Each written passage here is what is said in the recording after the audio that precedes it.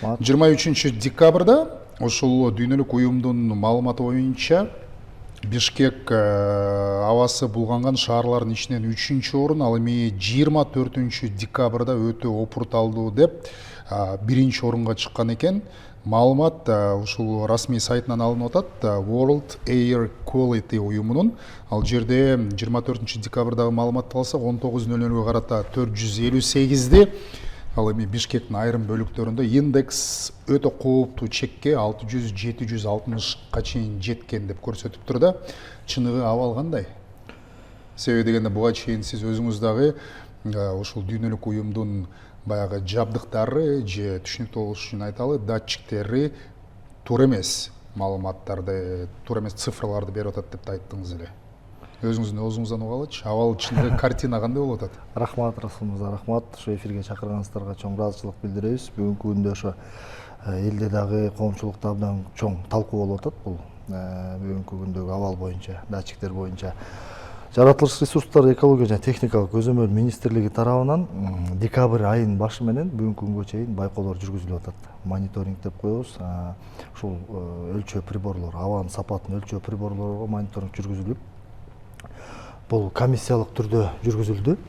Кыргыз стандарт, Кыргыз гидромет, антимонополия, монополияга каршы кызматтын метрологиялык көзөмөл башкармалыгы менен биргеликте жүргүзүлдү. Бул комиссиялык чыгуулар эмненин негизинде пайда болду? Сиз айткандай ноябрь айынан бери жылытуу мезгили келип баштаганда ошол IQ Air сайтында датчиктер өтө жогорку көрсөткүчтөр көрсөтүп калганына байланыштуу биз мониторинг байкоо жүргүздүк. Жеринде барып аныктаганда талапка ылайык коюлган эмес датчиктер. Жөнөкөй сөз менен айтканда, жана өлчөгүч приборлор туура эмес жерлерде турган да, жабык жерлерде, крытый навестердин астында, ошол унаа токтотуучу жерлерде, ал жерде унаанын газдары чыгат. Түйүндө демек жабдыктын өзүнүн көрсөткөнү эмес, ал жабдыктын жайгашкан жери туура эмес жерде турган турбайбы? Албетте. Андай атайлап болушу мүмкүнбү? Болушу да мүмкүн деп бизде ыктымалдар бар, күмөндөр бар. Себеби максаты эмнеде? Себеби максаты эми бул чоң дүйнөлүк бир компания экен. IQ Air дизель десек, анан баягы өзүнүн тиркемесинде да сиз айтып кетпедиңизби, жанагы уюлдук тиркемеси бар. Ыңгайлуу абдан адамдарга, коомчулукка ар бирөөбүз ошо көчүрүп алып эле ошону күндө карап атабыз да. Күндө караганда эми кооптонуп атабыз. Жана сиз айткандай жогорку көрсөткүчтөрдү көрсөтүп атпайбы? Күнүмкүсүн эртең менен түштө кечинде кылып карап атабыз. Ал деген в режиме реального времени деп азыр бүгүнкү күндөгү абанын сапатынын акыбалын берип туруп атат деп айтып атабыз. Бирок ал датчиктер кандай бир өлчөө прибору болбосун, биздин Кыргыз Республикасынын улуттук мыйзамдары бар. Ал мыйзамдардын талаптарына ылайык ал датчиктер тийиштүү өзүнүн процедурадан өтүш керек. Анткени ал сан өлчөгүч болуп атат да. Ал деген так туура маалымат бериш керек сандардычы. Жеке өзүнө колдонсо, бир кандай бир буюм болуп колдонсо, анда жанагындай мамлекеттик өзүнүн тийиштүү процедураларын өтүүгө тийиш эмес, мыйзамга ылайык. Жалпыга маалымдоо каражаттарына маалымат берип, жанагындай эл аралык чоң платформаларда ошол датчиктердин көрсөтмөлөрү берип турса, анда бул датчиктер биздин тийиштүү органдардан, Кыргыз стандарттан өтүш керек. Биринчиден реестрге киргизилиш керек.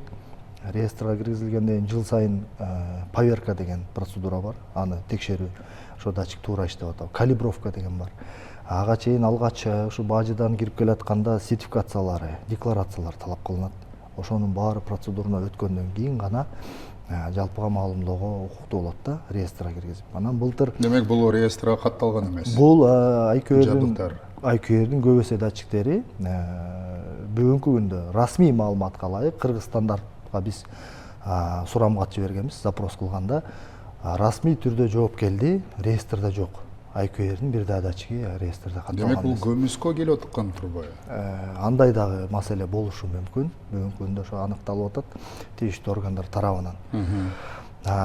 Реестрге катталган эмес. Былтыры 23-жылдын ноябрь айында дагы бир токтом кабыл алган 592. Ал дагы ушул кандай бир маалыматтык ушундай абанын сапаты болобу, метеорологиялык прогноздор болобу, ошолор боюнча маалымат өндүрүүчү маалымат өндүрүүчүлөргө коюлган талаптар бар да. Ал жерде да Кыргыз Гидрометтин өзүнүн реестри болот, ошол реестрге да туруш керек.